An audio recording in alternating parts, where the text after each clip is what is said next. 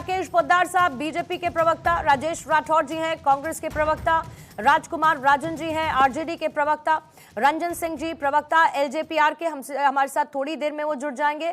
किशोर कुणाल जी JDU के प्रवक्ता के तौर पर चर्चा का हिस्सा होंगे। संजय राणा जी भी राजनीतिक विश्लेषक के तौर पर हमारे साथ जुड़ेंगे। लेकिन जो मेहमान इस वक्त मौजूद हैं, आप सभी का बहुत बहुत स्वागत करती हूं और शुरुआत राजकुमार राजन साहब आप ही के साथ करना चाहूंगी। कानून के आगे जब सब समान है तो विपक्ष को पप्पू यादव की गिरफ्तारी पर इतना आक्रोशित होने की जरूरत क्यों पड़ी? पूर्णिमा जी, सबसे पहले तो पप्पू यादव के संदर्भ में यह समझना होगा कि पप्पू यादव 7 बार के सांसद हैं और एक ऐसे सांसद हैं जो रिकॉर्ड मत से वह चुनाव जीतते रहे, रिकॉर्ड उनके नाम और लगातार वो जिस तरह से राजनीतिक रूप से वो सक्रिय रहते हैं, आम जनता के बीच रहते हैं, आम जनता के समस्याओं के ऊपर अपनी बेबाकी से बात रखते हैं, जनहित की बात करते हैं, समाज सोशल वेलफेयर का बड़ा सा कार्य करते हैं। क्या बिहार सरकार को इतने सालों में, ये जरा राजेश राठौर जी की आवाज अभी कम करेंगे, पीछे से डिस्टर्बेंस है, बोलेगा सर। 31 सालों के बाद आपने अभी दिखाया कि 31 सालों के बाद 1995 की जो केसेस है उसको अभी खोला गया। दरअसल इसके पीछे के षड्यंत्र को समझना होगा।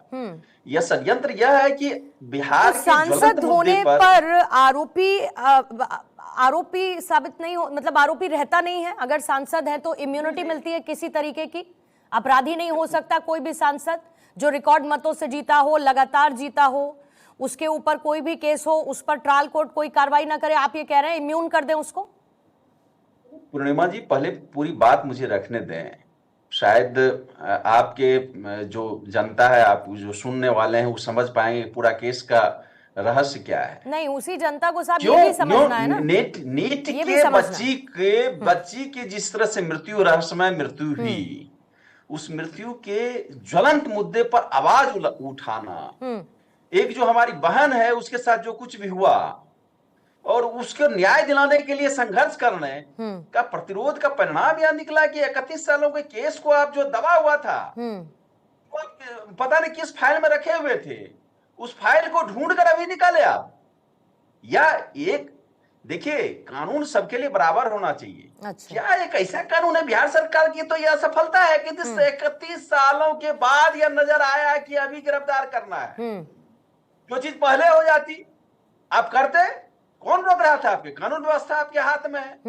25 सालों से आप सरकार में है, तो आप गिरफ्तार करते ना पहले। अभी नहीं, तो उनके ऊपर इससे पहले बहुत सारे केसेस चले, कुछ मामलों में दोष सिद्ध नहीं हुआ तो उन्हें राहत भी मिल गई। मिली कि नहीं मिली?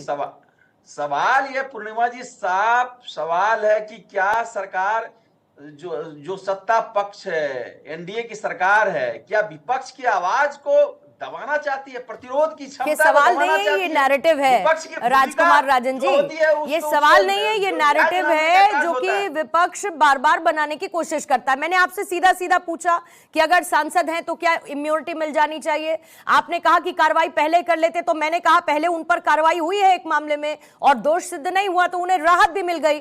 फिर आप ही कहते हैं कि कानून की नजरों में सब बराबर हैं, फिर आप ही ये तर्क देते हैं कि देखिए कितने मतों से जीत कर आए, कितनी बार सांसद के तौर पर चुने गए, तो ये तो सरकार का षड्यंत्र ही है। लेकिन राकेश पोद्दार साहब, मुझे ये बताइए कि इतने सालों से कहीं पर फाइल दबा रखी थी कि अलमारी में?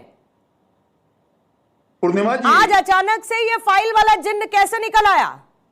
पूर्णिमा जी, 1995 का मामला है। उस समय में राष्ट्रीय जनता दल की ही सरकार थी, उन्होंने ही केस रजिस्टर किया था। और पहला नंबर। दूसरा नंबर, मैं कहना चाहता हूं जिनका घर हरपे थे, विनोद बिहारी लाल जी, 1995 में उनका घर लिए थे गर्दनी बाग में। इन्होंने कहा था कि मैं एक ऑफिस खोलूंगा, राजनीति ऑफिस खोलूंगा, लोगों को न्याय दिलाऊंगा, लोगों के लिए काम करूंगा। लेकिन विनोद लाल बिहारी लाल जी का घर ही कब्जा कर लिए थे। उसी मामले में 1995 से 468 का मामला इनके ऊपर चला, फर्जी का 419 चला, 420 चला, 120B का मामला चल रहा है। और पप्पू यादव पर एक मामला नहीं है, 41 आपराधिक मामले हैं। हत्या का, अपहरण का, धमकी का, धोखाधड़ी का। नहीं, पर हत्या के मामले में उन पर दोष सिद्ध नहीं हुआ था। अपहरण के मामले में भी सबूतों के अभाव में उन्हें राहत दे दी गई थी। आर्म्स एक्ट, रंगदारी के आरोप उनके ऊपर जरूर लगे, कई मामलों में ट्रायल चला, कुछ मामलों में उनको जमानत हुई। तो कई ऐसे मामले रहे जिस पर उन पर दोष सिद्ध नहीं हुआ। मैंने सीधा सवाल ये पूछा राकेश पोद्दार साहब, अगर उस वक्त इनकी सरकार थी, आपने तुरंत कह दिया ठीक है, लेकिन पिछले कितने समय से वहां पर आपकी सरकार है, तो कहां कौन सी अलमारी में फाइल दबी हुई थी जो अचानक से आज निकली? सवाल इस बात का नहीं है कि उन पर कार्रवाई हो रही है, एक तो सवाल टाइमिंग को लेकर है कि इसी समय पर क्यों कार्रवाई हो रही है। वो तो कह रहे हैं कि उनकी आवाज दबाने की कोशिश हो रही है। पूर्णिमा जी, इन्होंने इस केस में जमानत के लिए अपील किया था, इनको जमानत नहीं मिली। कोर्ट ने इनको पीएमएलए जो है, एमपी एमएलए कोर्ट के द्वारा इनको बुलाया गया कि आप अपनी जमानत करवाइए। इन्होंने अपनी जमानत नहीं करवाई। हाई कोर्ट के आदेश को नहीं माना, निचली अदालत को इन्होंने नहीं माना, कोर्ट में पेश नहीं हुए, फिर सम्मन जारी हुआ, पहला फिर दूसरे सम्मन में भी नहीं जाते हैं। जब कोर्ट आदेश करती है, संविधान आदेश करती है, संविधान के तरीके से कोर्ट आदेश करती है कि इनको लाइए, इनके दस्तावेज चेक कीजिए, इनको जेल भेजने का काम कीजिए। आज भी कोर्ट, माननीय न्यायालय ने, एमपी एमएलए कोर्ट ने उनको जेल भेजा है। भारतीय जनता पार्टी चाहे एनडीए ने भेजने का काम नहीं किया, कोर्ट ने किया है। माननीय जज साहब को लगा कि इनको जेल भेजना है, तभी जेल भेजा गया। और मैं कहना चाहता हूं कि 41 मामले में जो मैंने बात रखी थी पूर्णिमा जी, जिसमें कुछ में इनको जमानत मिला है, कुछ में जमानत की सुनवाई भी चल रही है दोबारा से कि इनको सुना जाए, क्योंकि इन्होंने धोखाधड़ी का मामला रखा है, आपराधिक मामले चल रहे, डकैती के मामले चल रहे। कोर्ट को लग रहा है कि अपराधी हैं, तभी जेल भेजा। भारतीय जनता पार्टी ने नहीं भेजा। और मैं बात कर रहा हूँ, नीट के जो मामले उठा रहे, सीबीआई को सौंप दिया गया। सीबीआई ने जब इनकी जांच की तो अब तो आरसी भी दर्ज हो गया है।